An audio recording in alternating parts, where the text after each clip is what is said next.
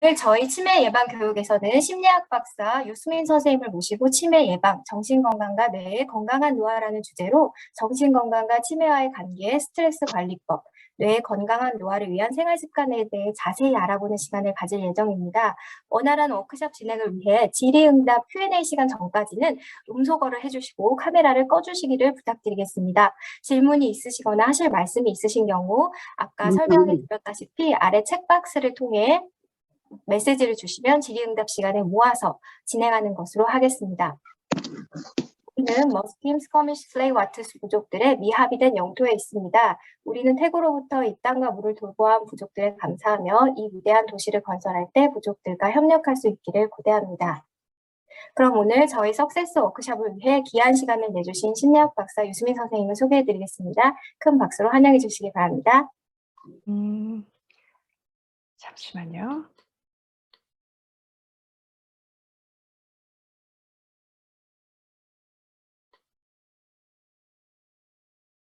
네, 오늘 이 자리를 마련해 주신 석세스에 감사드리고 또 참석해 주신 분들 모두 환영합니다.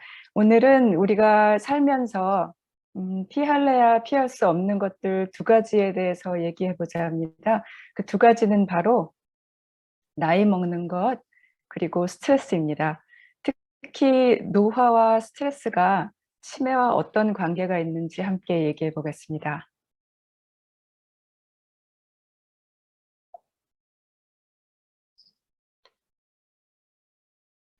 먼저 치매란 무엇인지 간단하게 소개를 하고 뇌의 건강을 좌우하는 요소들이 어떤 것들이 있는지 알아보겠습니다. 그 요소들 중에서도 특히 스트레스에 초점을 맞춰서 우리가 스트레스에 어떤 자세로 대처하는 것이 좋은지에 대해서 얘기해 보도록 하겠습니다.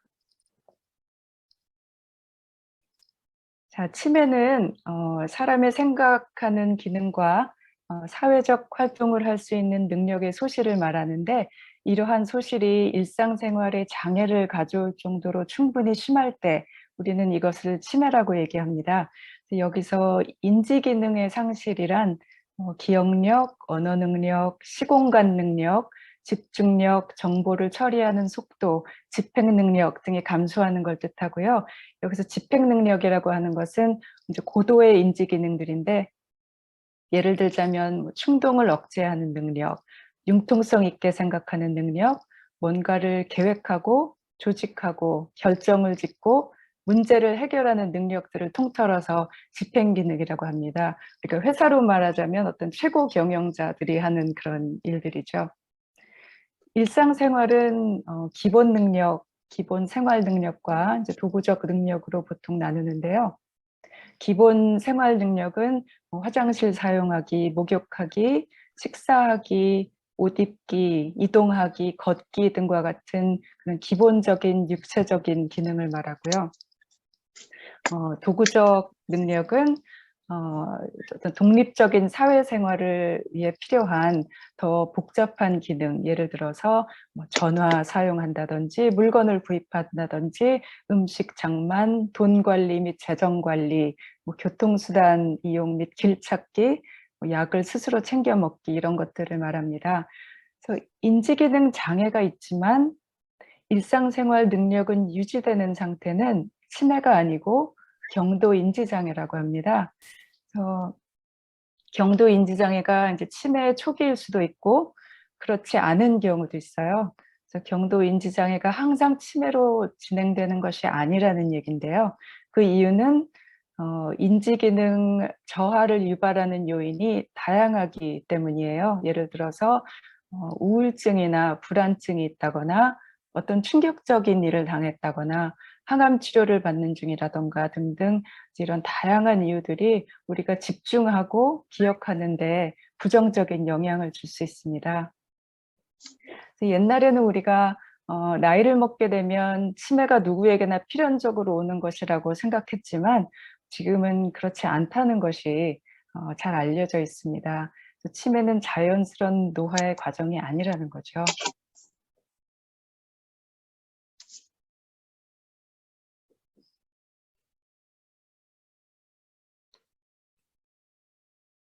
자, 이제 캐나다도 고령화로 인해서 치매 환자가 늘어나는 추세입니다. 그래서 올해 70만 명 이상이고, 그리고 2033년에는 거의 100만 명의 치매 환자가 예상이 됩니다. 또 이 테이블을 보면 연령층이 높을수록 치매 유병률이 높고, 또 남성보다 여성의 치매 유병률이 높은 것을 알 수 있습니다. 65세부터 74세 연령대에서는 이제 2.8%의 여성, 또 1.9%의 남성이 치매를 앓을 것으로 예상이 되는 반면에 85세 이상이 되면 37%의 여성, 그리고 28%의 남성이 치매를 앓을 것으로 예상이 됩니다. 2033년 기준입니다. 자, 치매 종류는 이렇게 나눠볼 수 있습니다. 이 중에서 알츠하이머병 치매가 가장 흔한 원인으로서 70% 정도를 차지를 합니다. 그 혈관성 치매가 이제 두 번째로 흔한 치매 종류인데요. 뇌 혈액 공급의 문제로 발생한 치매를 의미합니다. 그래서 혈관성 치매는 고혈압, 당뇨, 고지혈증 등이 있는 경우, 또 흡연을 하거나 과음을 자주 할 경우 발생 위험이 증가합니다. 루이체 치매와 파킨슨병 치매는 특징적으로 파킨슨 증상이라고 불리는 움직임의 장애가 같이 나타납니다. 그래서 파킨슨 증상이란 뭐 손의 떨림, 행동이 느려짐, 뻣뻣한 움직임, 또 종종걸음 등의 증상을 포함합니다. 그리고 이제 전두 측두엽 치매는 우리 요 뇌 앞에 전두엽이나 이 측두엽의 좀 앞쪽에서부터 진행되는 치매입니다.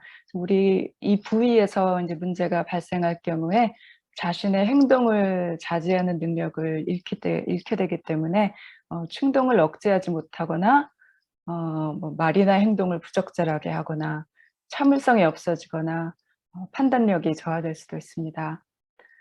그 외에도 알코올성 치매, 외상성 뇌 손상 관련 치매, 뭐 HIV 관련 치매 등 기타 치매 종류들이 있습니다. 자, 치매의 가장 흔한 형태인 알츠하이머병에 대해서 조금 얘기를 해볼게요. 자, 알츠하이머병이 생기게 되면 이제 기억력과 학습 능력이 저하되고 병이 진행되면서 갈수록 점차 언어 구사력, 이해력, 계산 능력, 판단력 등 이제 여러 가지 인지 기능 등에서 문제가 발생하는데 그러다 혼자 일상생활을 유지하는 것이 불가능한 단계에 이르게 됩니다. 이제 맨 오른쪽 뇌 사진에서 보시는 것처럼 시간이 갈수록 뇌신경 세포의 손실에 의해서 뇌가 위축이 됩니다. 그리고 알츠하이머병의 주범이라고 지금까지 추정되어 오고 있는 것들이 이제 두 가지 단백질인데요. 이제 베타 아밀로이드와 타우 단백질이 비정상적으로 접혀서 응집돼서 뇌에 축적되는 것입니다. 그런데 뇌에 아밀로이드 플라크가 비정상적으로 쌓여도 5명 중 1명꼴은 치매 증상을 보이지 않습니다. 자, 여기 네 사람 뇌의 스캔 이미지인데요. 여기서 이제 노랗고 빨갛게 보이는 부분이 이제 아밀로이드가 축적된 부분입니다. 그래서 맨 윗줄은 아밀로이드 축적이 거의 없고 인지 기능도 정상인 뇌입니다. 두 번째 줄은 이제 아밀로이드가 조금 눈에 띄지만 또 인지 기능이 정상인 뇌고요. 이제 세 번째와 네 번째가 흥미로운데 보기에는 별 차이가 없죠. 이제 세 번째 줄은 아밀로이드가 상당히 많이 축적되어 있지만 인지 기능이 정상인 뇌이고 반면에 네 번째 줄은 알츠하이머병 치매를 가진 환자의 뇌입니다.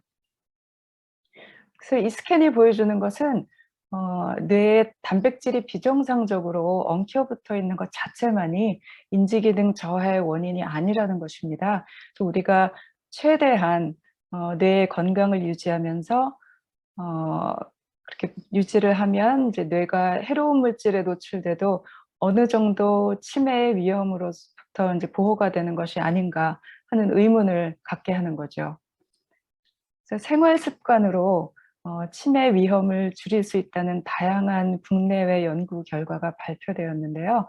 그래서 지금까지 밝혀진 어떤 치매 예방의 핵심은 위험 요인을 줄이고 보호 요인을 강화하는 것입니다. 그래서 간단한 생활 습관의 변화를 통해서도 치매의 발병 위험을 낮출 수 있다고 수많은 연구들이 발표를 했습니다. 자, 2019년에 세계보건기구에서 치매 관련 가이드라인을 처음 발표한 것입니다. 치매 예방을 위한 건강한 생활 습관으로 이제 규칙적인 운동, 식단 관리, 알코올과 흡연 끊기, 혈당과 체중 조절, 또 혈압 조절을 제시했습니다.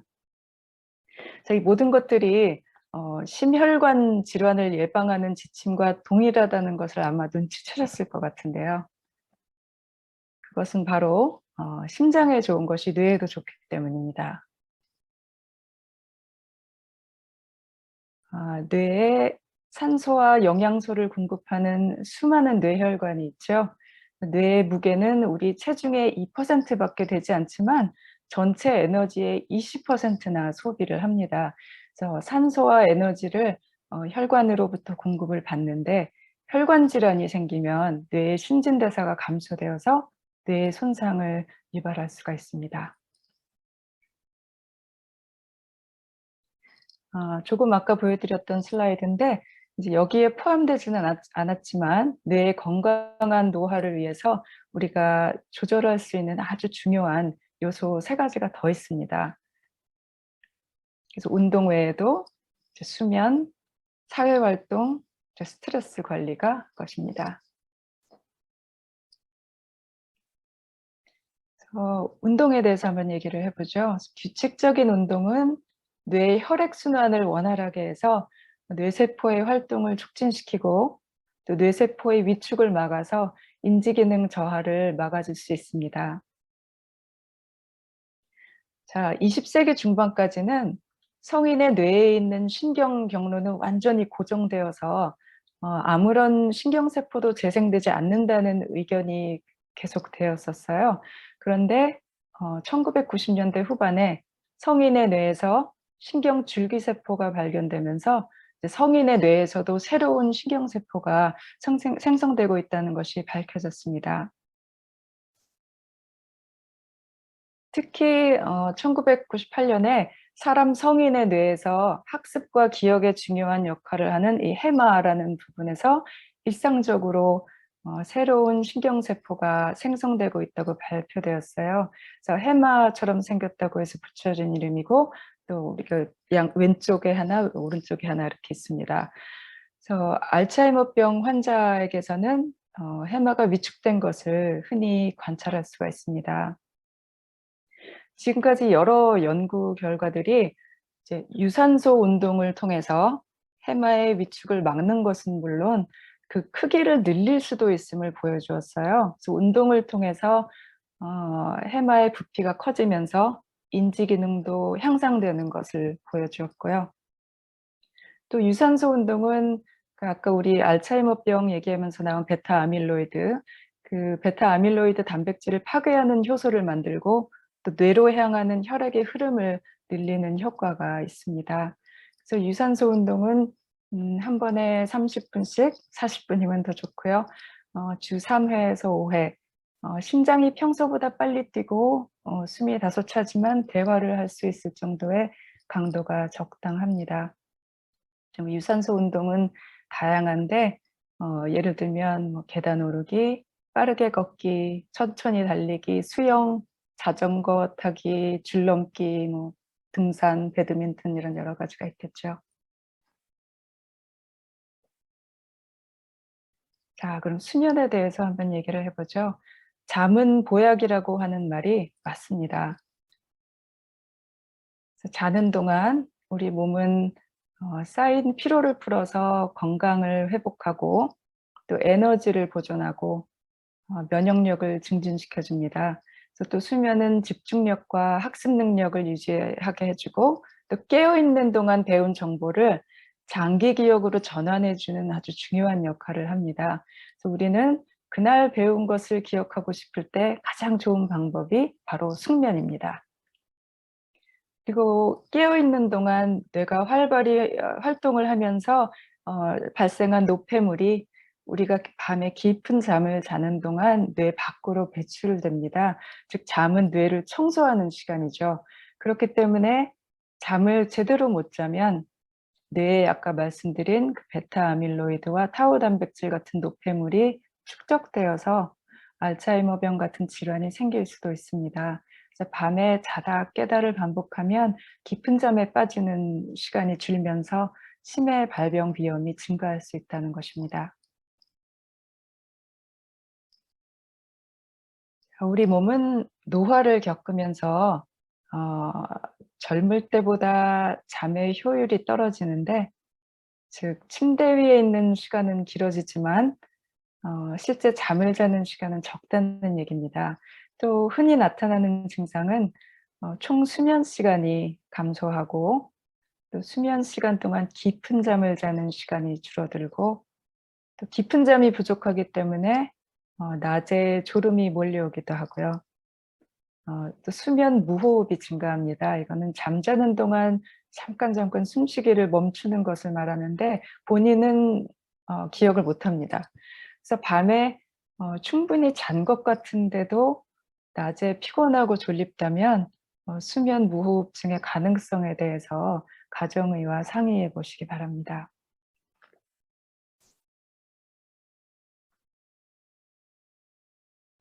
건강한 수면을 위해서 우리가 실천할 수 있는 생활 습관들을 이제 오전, 저녁, 밤으로 나눠 보았습니다. 그래서 정상적인 수면 주기를 유지하기 위한 가장 중요한 조건이 항상 일정한 시간에 일어나는 것입니다. 그래서 정해진 시간에 취침하고 정해진 시간에 기상하는 것이 중요합니다. 그래서 우리 몸에는 일정한 시간에 따라 흐르는 생체 시계가 있습니다. 그리고 그러한 생체 시계를 매일 다시 이렇게 맞춰주도록 도와주는 것이 바로 햇빛이지요. 그래서 밝은 빛에 노출되면 생체 시계는 다시 맞춰지기 때문에 항상 일정한 시간에 햇빛을 보는 것이 규칙적인 생활 패턴을 만드는 데 가장 큰 요인이라고 할 수 있습니다. 이제 아침에 일어난 후에 충분히 햇빛을 받고 활동을 하면 15시간, 16시간 뒤에는 저절로 잠이 옵니다. 그래서 맑은 날에 이제 오전 10시 까지는 선글라스를 끼지 않고 이제 햇빛을 쬐이면서 산책하면 밤에 잠자는 데 이제 도움이 될 뿐만 아니라 우울증에도 상당히 도움이 됩니다. 그래서 해를 이제 직시하는 게 아니라 그러면 눈에 손상이 가니까요.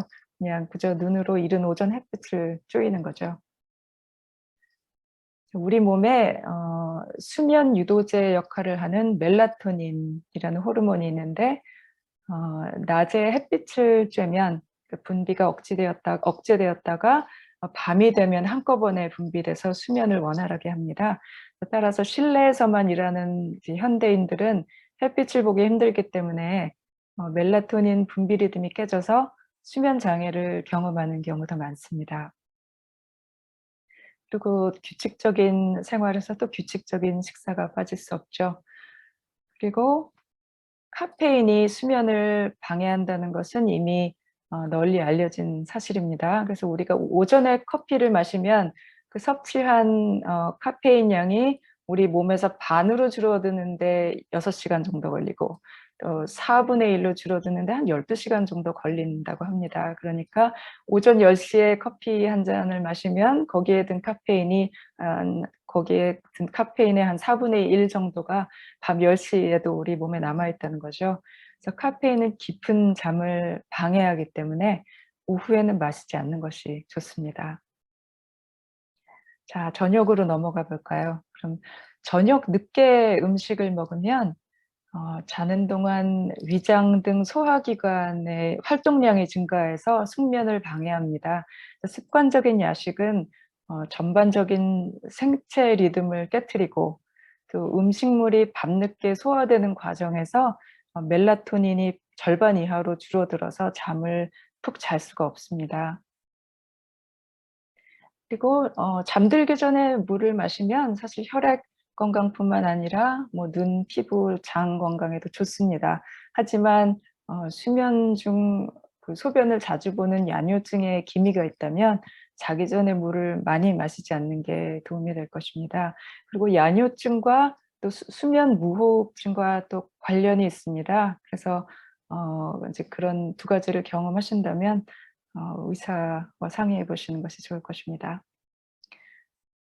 흡연과 음주는 수면의 질을 떨어뜨리고 또 수면 시간 또한 줄인다고 알려져 있습니다. 또 흡연과 음주는 수면 무호흡 증상을 발생시키거나 더 악화시키기도 합니다. 자, 밤으로 넘어가서요. 자, 인공 조명에서 나오는 청색광이 우리를 깨어있게 만드는데요. 텔레비전을 본다거나 또 스마트폰이나 컴퓨터 모니터를 사용하면 여기에서 강한 청색광이 방출이 됩니다. 그래서 밤에 이런 청색광에 노출되면 멜라토닌 분비가 억제되어서 이제 수면 장애가 나타나기 쉽습니다. 그래서 잠들기 적어도 1시간 전부터는 화면을 보지 않는 게 좋습니다. 침실 온도는 뭐 한 섭씨 18도 정도가 적절하다고 해요. 그래서 서늘하게 유지하는 것이 중요합니다. 그래서 우리가 잠들기 위해서는 체온이 한 섭씨 1도 정도 떨어져야 합니다. 그래서 더우면 잠들기 힘든 이유가 여기에 있습니다. 그리고 아까 이미 말씀드린 것처럼 정해진 시간에 취침하고 정해진 시간에 기상하는 것이 중요합니다. 사실 우리가 밤에 보통 아침에 일어나기 위한 알람을 사용은 하는데 사실 밤에 잠자는 시간을 알리는 알람을 설정하는 것도 추천을 합니다. 그리고 취침 전 루틴, 그러니까 하루 종일 바쁘게 활동을 하다가 잘 시간이 돼서 갑자기 잠을 청하면 잠들기 어려울 때가 많습니다. 그래서 마치 이제 비행기가 서서히 착륙하듯이 우리도 몸과 마음의 긴장을 풀고 이제 수면에 들 준비를 하는 것이 도움이 됩니다. 예를 들어서 뭐 조용한 음악을 듣는다든지 명상을 한다든지 책이나 잡지를 읽는다든지 따뜻한 목욕을 할 수도 있겠죠. 그래서 이런 차분한 취침 전 루틴을 매일 꾸준히 주말에도 반복을 해서 하면 잠드는 데 도움이 됩니다. 그리고 이제 수면제 복용은 의사의 상담을 받으셔야 하는데요. 이제 수면 장애를 경험해 본 많은 사람들이 원인을 치료하기보다는 수면제의 힘을 빌려 잠을 청하는데요. 장시간의 수면제 복용은 점차 수면제에 대한 내성을 키울 뿐만 아니라 어 그 해결 방법은 되지 못합니다. 그래서 더 많은 약을 먹어야 잠이 들 수 있고 이제 수면제를 먹지 않으면 잠에 들 수 없는 그런 악순환을 초래할 수 있거든요. 그래서 어쩔 수 없이 수면제를 써야 할 경우에도 이제 반드시 의사의 지도하에 복용하셔야 하고 또 수면제 없이도 잠이 잘 오고 어느 정도 컨디션이 회복됨을 느끼면 복용을 중단하는 것이 좋습니다. 자, 우리가 나이가 들면서 사회 활동을 어렵게 만드는 요소들이 증가합니다. 예를 들어서 배우자나 친구를 잃었다거나 은퇴 후에 이제 가정 및 사회적 지위가 변하고 또 사회적 관계망이 변했다거나 혼자 살면서 외부 접촉이 줄었다든가 또 몸이 불편해서 이제 거동이 힘들어질 수도 있고요. 사회 활동이 적어지고 이제 외로움을 느끼게 되면서 우울증으로도 발전을 할 수가 있죠.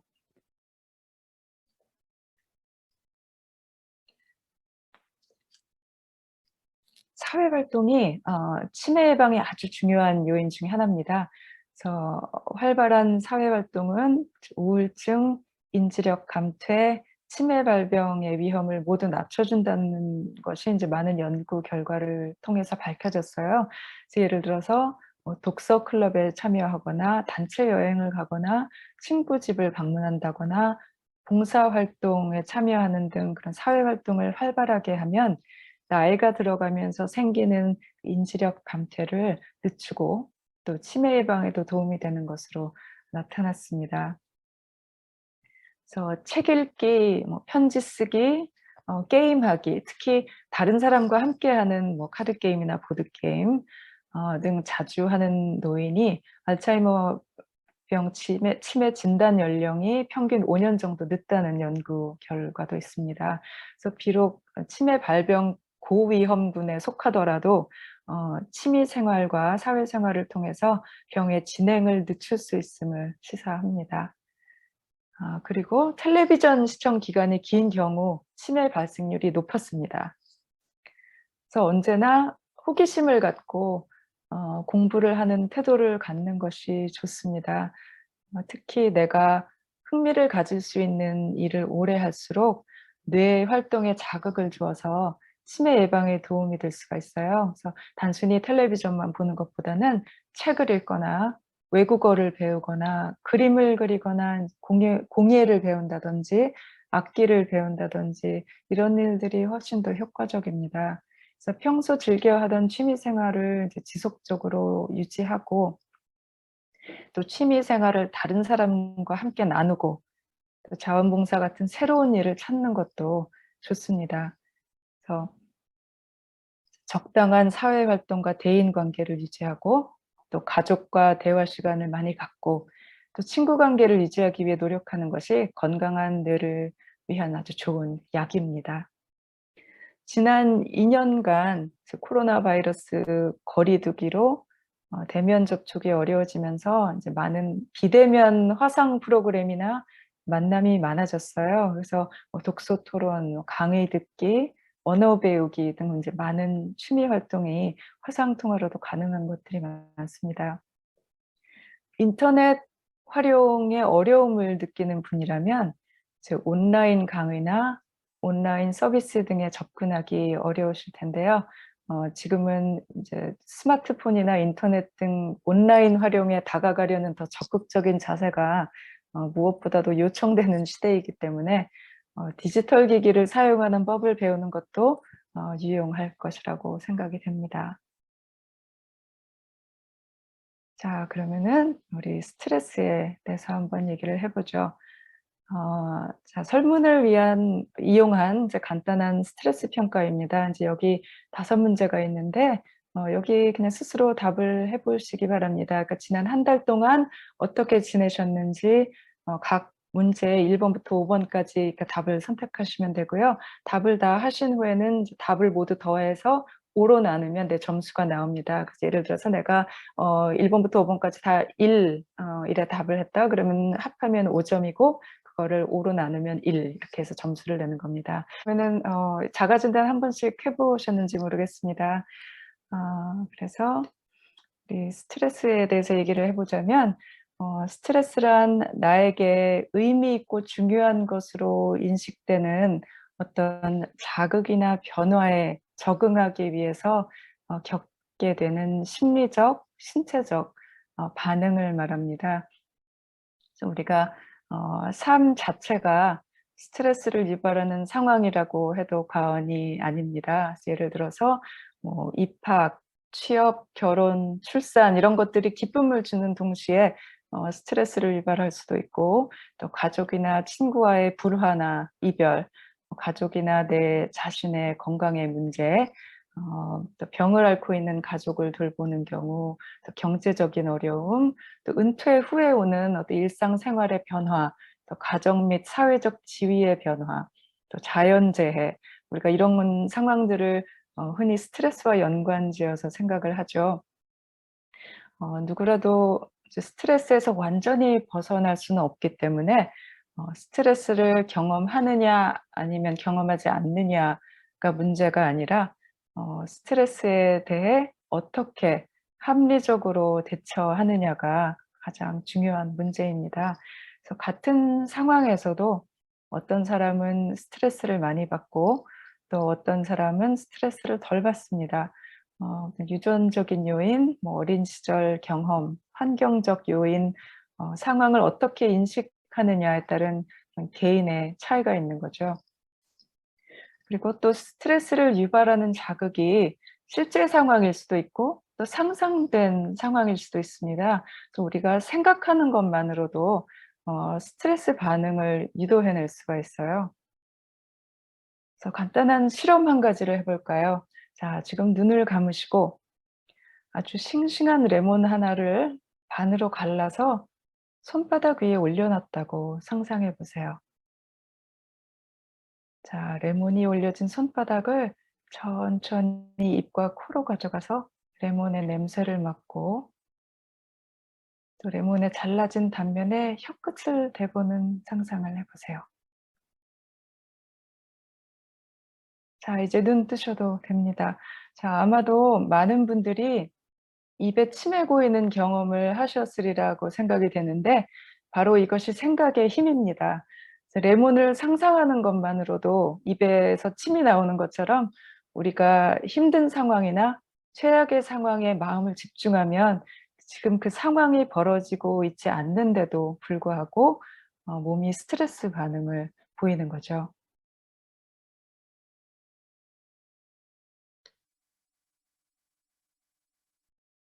사실 스트레스 반응은 우리가 생존하기 위해서 꼭 필요한 것입니다. 그래서 인체는 위험한 상황에 닥치면 싸우거나 도망가도록 스스로 준비가 되어 있어요. 그래서 우리가 산에서 곰을 만났다고 가정을 해보죠. 그럼 혈압이 올라가고 맥박과 호흡이 빨라지고 또 고도의 집중력과 판단력을 위해서 뇌 활동이 강화가 되고 또 근육으로 공급되는 혈액의 양을 증가시켜서 순간적으로 강한 힘을 발휘해서 싸우거나 아니면 최대한 속도를 내서 도망갈 수 있도록 몸을 준비해 주는 것입니다. 그리고 이제 위험한 고비를 넘기게 되면 심장의 박동이 다시 부드럽게 되고 혈관을 확장시켜서 혈압을 낮추고 또 몸과 마음이 이완 상태로 조정이 됩니다. 현대인들의 특징이라면 일어나지 않은 일을 미리 예상해서 그 예상된 결과에 대한 불안감을 항상 가지고 있다는 것입니다. 그래서 이런 불안하고 긴장된 마음의 상태가 장기적으로 지속되면 우울, 초조, 압박감, 절망감 등의 심리적인 반응뿐만 아니라 고혈압, 심장질환, 근육 긴장, 소화불량, 피로 등 이런 신체적인 반응도 지속이 되는 거죠. 이런 상태를 만성 스트레스라고 하죠.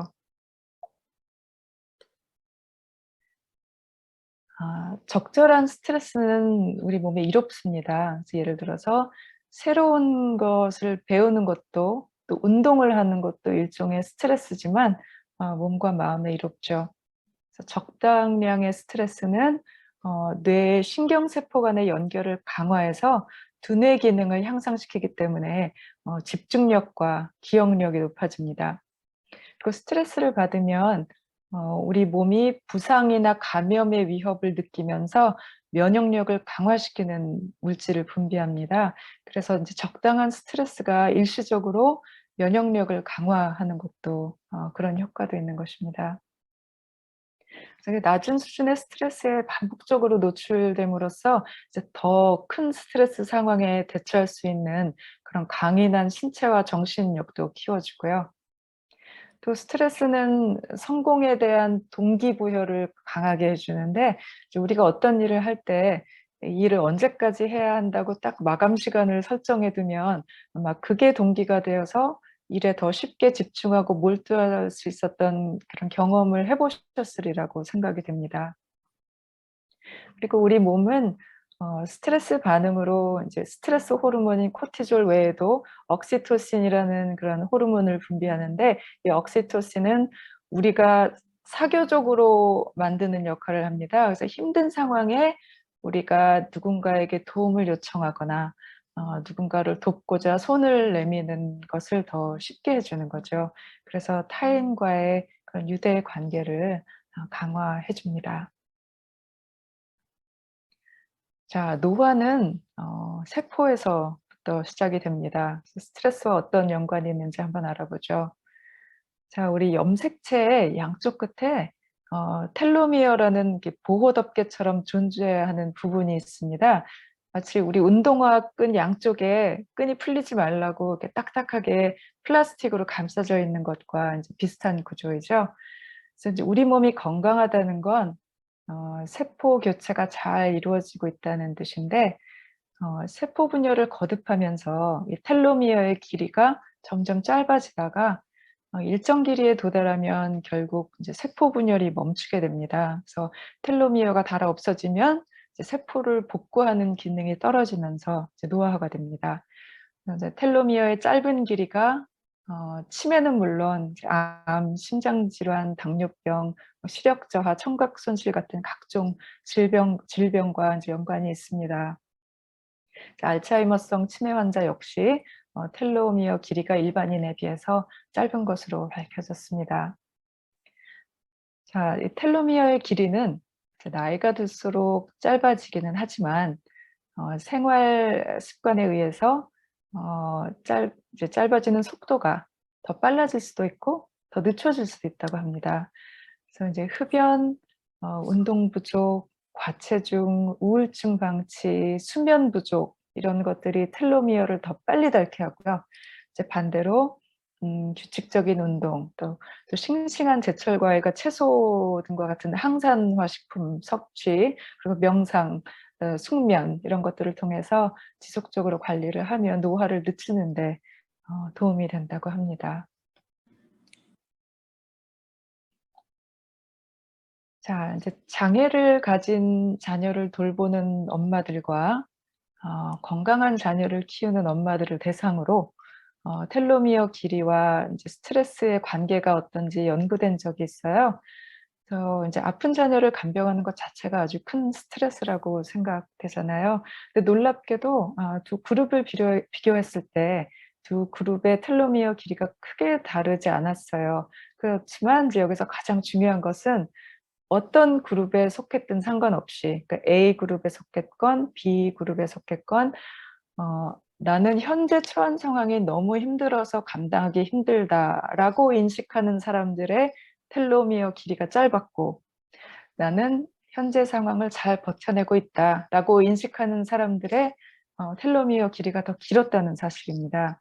그러니까 다시 말해서 스트레스 자체가 우리의 노화를 재촉하는 게 아니라 우리가 스트레스를 어떻게 받아들이고 생각하고 있느냐가 노화의 그 노화 속도에 영향을 준다는 얘기입니다.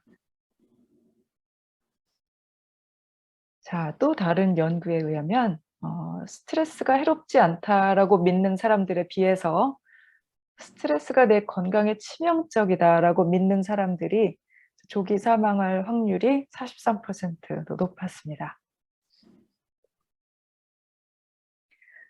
그럼 우리가 스트레스에 대한 마음가짐을 어떻게 하는 게 이로울까요?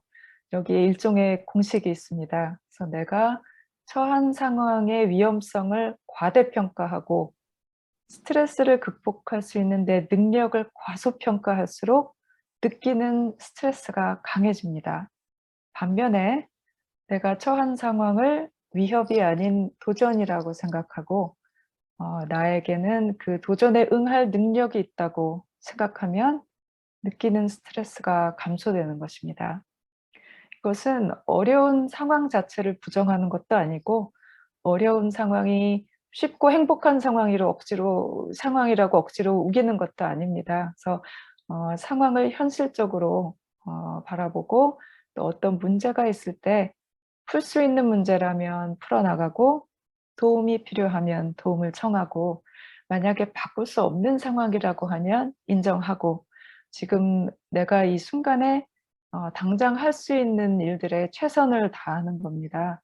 그래서 그게 뭐 차를 마시기 위해서 물을 끓이는 걸 수도 있고 화분에 물을 주는 걸 수도 있고 나를 위해서 식사를 준비하는 것일 수도 있고 또 현재 느끼는 감정을 솔직하게 일기장에 기록을 하는 것일 수도 있고 또 누군가와 얘기를 나누는 것일 수도 있겠죠. 그래서 부정적인 감정에 머무는 대신에 어 또 생각이라는 이런 언어적인 굴레에 빠져 있는 대신 이제 현실을 수용해서 현실 생활에 전념하면 정신적 삶이 윤택해질 수 있습니다. 자, 좋고 나쁜 것은 없다. 그저 생각이 그렇게 만들 뿐이다. 그래서 주어진 상황에 우리가 좋다 또는 나쁘다라는 이름표를 붙이는 거죠. 그래서 비가 내리면 그저 비가 오는 건데 우리는 그게 좋다, 나쁘다 이렇게 해석을 합니다. 자, 어려운 상황을 위협으로 보느냐 아니면 기회나 도전으로 보느냐, 또 이 그림을 오리로 보느냐, 토끼로 보느냐는 우리 생각에 달려 있습니다. 그리고 아까 말씀드렸듯이 우리가 어떻게 생각하는지가 우리의 건강과 깊은 관계가 있습니다.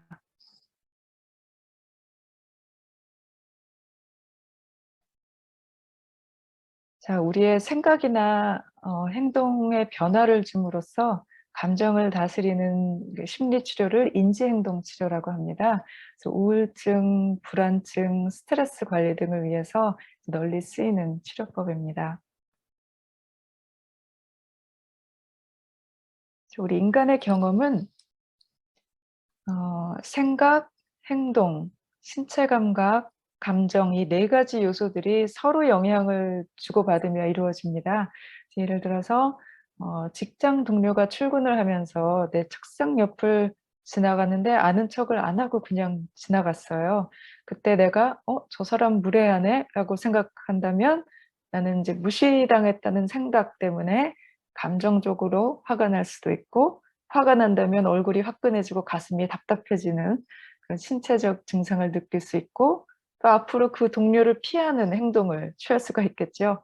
반면에 '저 사람 무슨 근심이 있나?' 아니면 뭐 '아침에 커피를 덜 마셔서 아직 정신이 안 들었나?'라고 생각하면 화가 나지 않겠죠.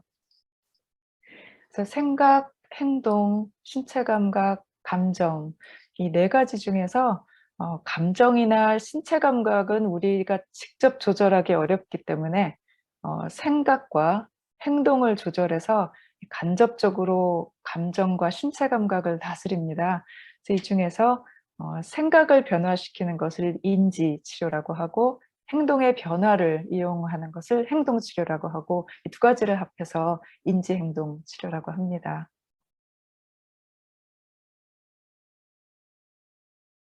자, 우리 마음의 고통을 경험하고 있는 대부분의 사람들은 이제 생각에 쉽게 사로잡힙니다. 그래서 생각에 사로잡힌다는 것은 일어난 그 생각을 진실이라고 철석같이 믿어버리는 거죠. 근데 생각은 생각일 뿐 진리가 아닐 경우가 훨씬 더 많습니다. 그래서 우리의 생각을 자세히 관찰해 보면 왜곡된 생각이 참 많아요. 그래서 예를 들어서 흑백 논리를 가지고 생각을 하면 이제 중간이 없고 극과 극의 주장을 하게 되죠. 그래서 예를 들어서 완벽하게 성공하지 못하면 완벽한 실패라고 생각한다든지, 좋은 사람이 아니면 나쁜 사람이고, 나이가 많아서 새로운 걸 배우는 게 불가능하다, 뭐 아니면 스트레스는 무조건 나쁘고 해롭다라는 식의 생각이에요. 과도한 일반화, 이거는 이제 한두 가지 증거나 우연한 경험을 확대 해석해서 이제 무리한 결론을 내리는 것인데요. 예를 들어서 뭐 한 번 시험에 실패한 후에 '나는 앞으로 아무 일에도 성공할 수 없다.'라고 생각하거나 '나는 아무런 능력이 없는 사람이다.'라고 결론을 짓는 거예요. 그래서 인제 과도한 일반화는 특히 또 이제 인종차별에 많이 쓰이는 생각의 스타일이에요. 그래서 뭐 "이 나라 사람들은 전부 이렇다." 뭐 "저 지방 사람들은 전부 저렇다." 이런 식의 인제 왜곡된 생각이죠. 자, 이제 결론적으로 바로 건너뛰기 식의 생각은 실제 근거 없이 바로 부정적인 결론을 내려버리는 것입니다. 예를 들어서 친구한테 전화를 했는데 몇 시간째 답이 없을 때 쟤가 날 일부러 피하네.'라고 단정 짓는 거죠. 그래서 친구가 바쁠 수도 있고 전화를 할 상황이 아닐 수도 있고 잊어버렸을 수도 있는 건데, 이런 여러 가지 가능성을 감안하지 않고 이제 넘겨짚어서 가장 부정적인 결론을 내리는 겁니다. 심리적 필터는 인제 어떤 식의 생각의 스타일이냐면요, 이제 긍정적인 일은 무시해 버리고 부정적인 것에만 초점을 맞추는 거예요. 그래서 예를 들어서 이제 배우자가 나한테 잘못한 것이나 뭐 상처 준 말만 생각하고, 그다음에 잘해 줬다거나 칭찬해 준 건 잊는 거죠. 그래서 내가 얼마나 왜곡된 생각들을 하고 있나를 관찰하고, 또 그 생각들을 현실적으로 이제 바꾸어 주면 그 부정적인 생각들이 초래하는 부정적인 감정들, 뭐 불안감, 좌절감, 우울감, 분노 등이 줄어드는 효과가 있습니다.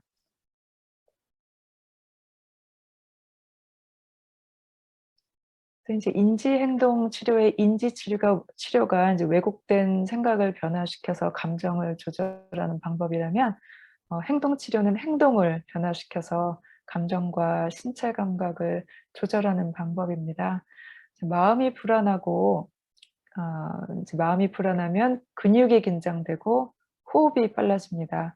우리가 의도적으로 근육을 이완시키거나 호흡수를 느리게 만들면 마음이 불안한 상태에서 보다 편안한 상태로 변화하게 됩니다. 그래서 우리가 의도적으로 호흡을 늦춤으로써 지금 현재 아무런 위험이 없고 긴장할 필요 없다는 신호를 뇌로 보내는 것입니다. 그럼 그 뇌는 그 신호를 받고 싸울 필요도 없고 도망갈 필요가 없다라고 판단해서 스트레스 반응을 일으키지 않고 신체를 안정적으로 유지해 줍니다. 스트레스 받을 때 긴장된 신체를 가장 쉽게 이완시키는 방법은 복식 호흡을 하는 거예요. 그래서 심장 박동수와 혈압 등을 우리가 직접 조절하기는 어렵지만 이제 호흡은 우리가 마음대로 조절을 할 수가 있기 때문입니다. 대부분의 사람들이 하는 흉식 호흡, 그러니까 여기서 이제 얕게 하는 이제 숨이죠. 또 이런 복식 호흡을 하는 사람도 불안하거나 긴장되면 저 호흡이 빨라지고 불규칙해지면서 깊이도 얕아집니다. 그래서 호흡 훈련은 이런 흉식 호흡과 반대되는 호흡, 즉 느리고 깊고 규칙적인 복식 호흡 방법을 익히는 훈련입니다.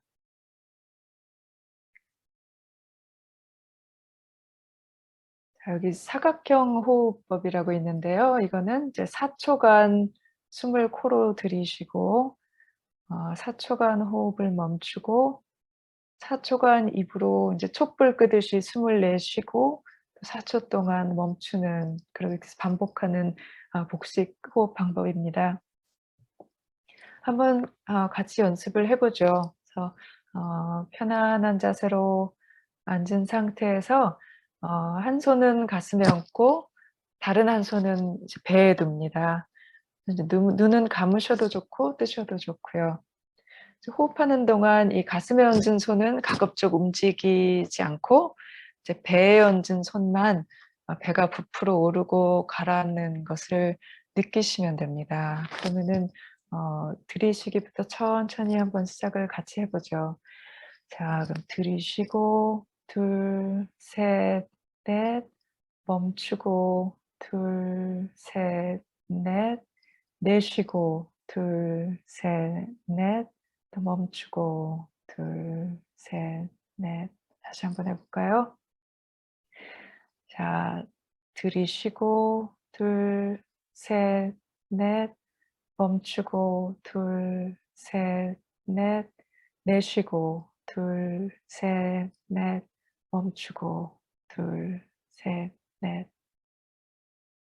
여기서 인제 숨을 멈추는 게 부자연스럽고 불편하다 싶으면은 숨 들이쉬기를 이렇게 8 초간 연장하셔도 되고요. 그리고 인제 내쉬는 거를 또 바로 이렇게 8초 동안 이렇게 연장해서 하셔도 상관은 없습니다.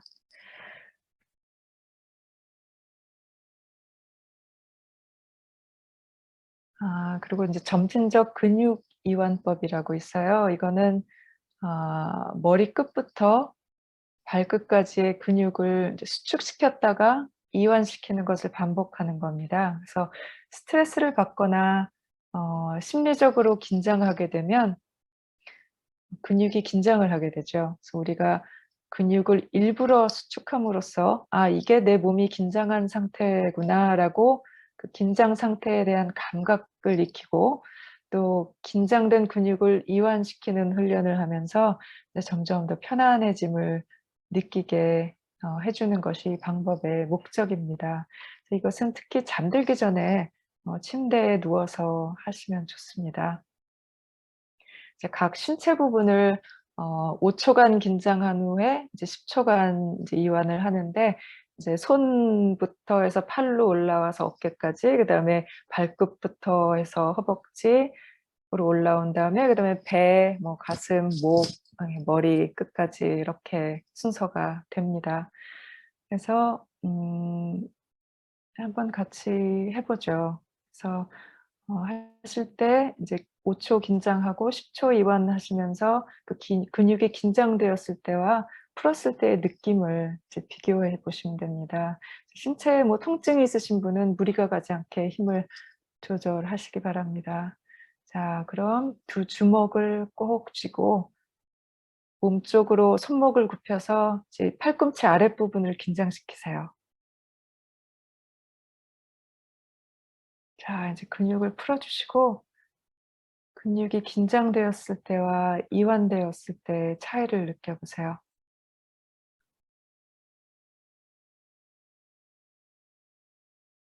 자, 그다음은 이제 손끝을 어깨에 올려서 이 아랫팔과 윗팔이 최대한 많이 접히도록 해서 이 알통 부위를 긴장을 시킵니다, 5초 동안. 자, 이제 근육을 풀어주시고 근육이 긴장되었을 때와 이완되었을 때의 차이를 느껴보세요.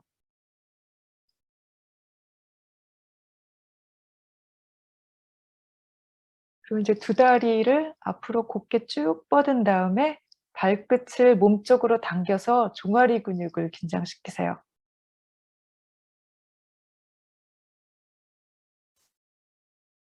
자, 근육을 풀어주시고 근육이 긴장되었을 때와 이완되었을 때를 비교해 보세요.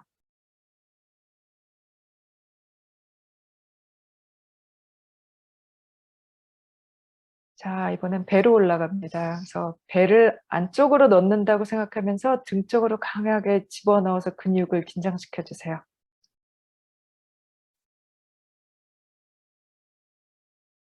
자, 이제 배 근육을 풀어주시고 근육이 긴장되었을 때와 이완되었을 때를 비교해 보세요.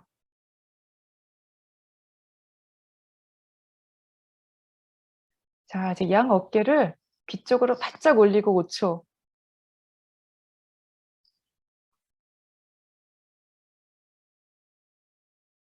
자, 어깨 근육을 풀어주시고 그 근육이 긴장되었을 때와 이완되었을 때를 한번 비교해 보세요.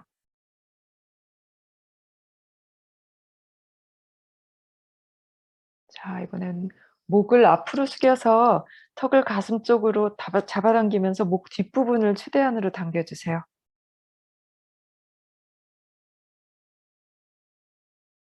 자, 이제 목 근육을 풀어주시고 근육이 긴장했을 때와 이완되었을 때를 한번 비교해 보세요.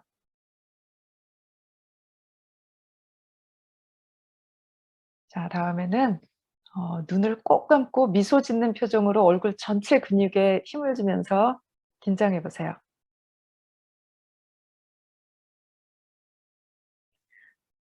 자, 이제 얼굴에 근육을 풀어주시고 근육이 긴장되었을 때와 이완되었을 때를 한번 비교해 보세요.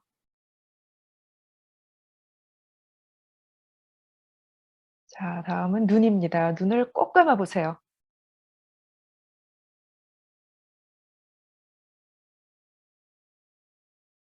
네, 이제 편안하게 눈의 근육을 풀어주시고 근육이 긴장되었을 때와 이완되었을 때를 비교해 보세요.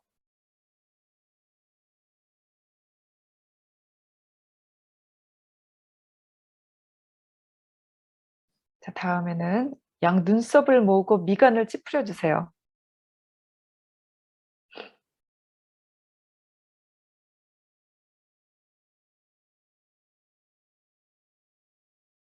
자, 편안하게 미간을 풀어주시고 이제 근육이 긴장되었을 때와 이완되었을 때를 비교해 보세요.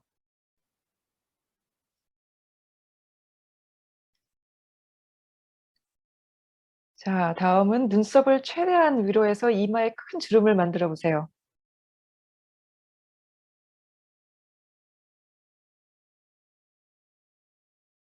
자, 이제 편안하게 이마의 근육을 풀어주세요.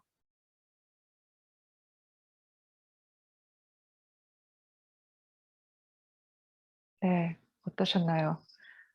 특히 아까 말씀드렸듯이 이것은 이제 잠들기 전에 내 몸을 이렇게 발끝부터 머리 끝까지 이렇게 스캔해 가면서 내 근육을 의도적으로 이제 이완을 시키면 이렇게 편안하게 잠을 자는데 도움이 됩니다.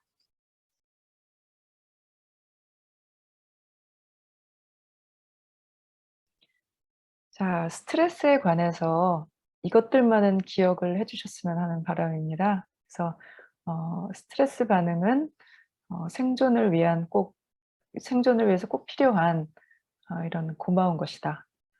그다음에 스트레스는 우리의 적이 아니다. 적당량의 스트레스는 우리에게 유익하다. 그리고 스트레스가 아닌 스트레스 인식이 우리의 건강을 좌우한다. 이것입니다.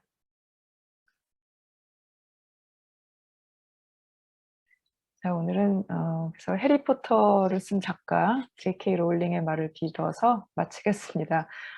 인생의 가장 밑바닥이 내 인생을 다시 세울 수 있는 단단한 기반이 되었다. 감사합니다. 네, 선생님 유익한 강의 정말 감사드립니다.